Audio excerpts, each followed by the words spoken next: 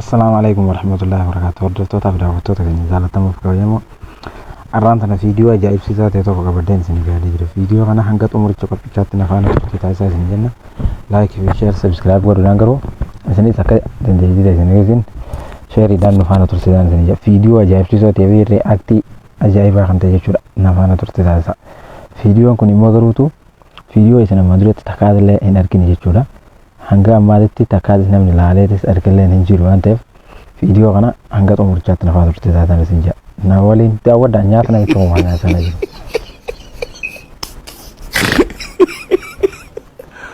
Aduh bobo wajib pamiti jiraatee kan nyaata dile kana kanatti nyaatee wanni jiru jechuudha isin gartee viidiyoowwan akkana hedduudhaatu jiru waan ajaa'ibsitti ta'u inni garuutu Oromoodha garuutu maqaa Oromoodha himatee deema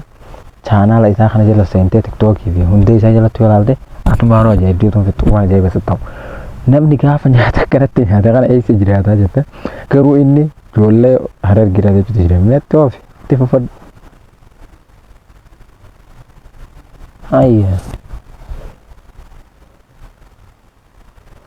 hayega akkuma daawwanne kanatti jechuudha viidiyoo nama ajaa'ibsiisu jechuudha namni tokko gaafa nyaata kanatti ho'itti gadee jechuudha dile kana nyaata osoo biyya jiruutu kana kana nyaatu malayya bira ta'etti malaati biyya namaa taa'ee kan nyaatu jira biyya isaati bakkuma inni taa'ee kan nyaatu jiru tanaa waan namni biyya wala jiru hin jiru seegalde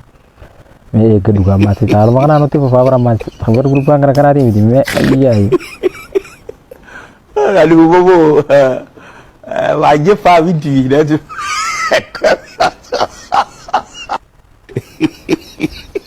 wallahi billahi rakoda namni akana kana kan Ethiopia guutuu jigeefte seegalde nama akkana ma kana hin jiru jechuudha nama Ethiopia sana guutuu jigeefte jechuudha hojjetaan sama onnaaf kana hunu jirra baasetu hojidala hunu gara bar seegalde hojiidharraa hubatee tokko inni hojiirraa beetu hojii alaa ta'u namni godhu nama kanaati nama jechuudha jireenya isaa kana keessatti waa takkitii jiraaf duba deebi'ee ilaale wooma gaggeetti nyaatu itti godhatee nyaatee tuma jiraatu jechuudha seegalde yeroo hundaa wooma takkitii afaan kaayyatu harkannaan inni bas irraan kaayyannee itti yaadu jireenya mataa kana qofa jechuudha nyaanni inni nyaatu kuni kan ajaa'iba itti ta'u jiru ummata guutuudhaa jechuu jiramee sagaleen namaa gariifaa yooniif dhageessan wanni ajaa'ibaa allaa ta'e taa'ee jireenya ilmee dhageeffata sagalee bishaan kana eegaa kan jiru. Aduh bobo wajib pamiti dah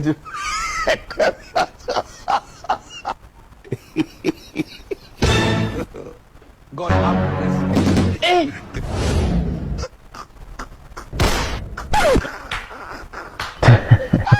Akkanuma inni yeroo hundi nyaanni isaati sagaleen namni irra qabuu fi wanti namni irra qabu arraan kana keessatti waan nama ajaa'ibsiisu jechuudha. Viidiyoo namni hundi ajaa'ibanii irraa illee hirfataniidha jechuudha. Kana qofaan biyya kanneen kana caalan hedduudhaatu jira.